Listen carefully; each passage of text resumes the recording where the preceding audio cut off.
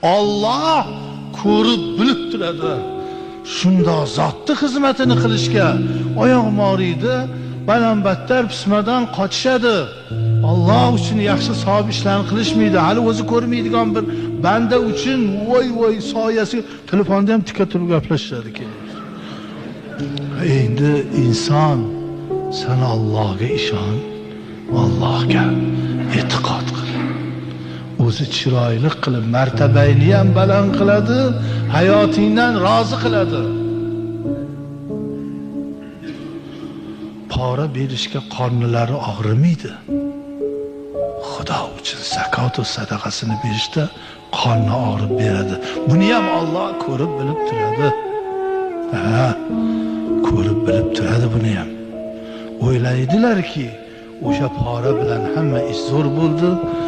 Bu agar Allohni yo'liga berib turganingda o'sha ish bo'lmasdi ham, pora ham bermasding ham.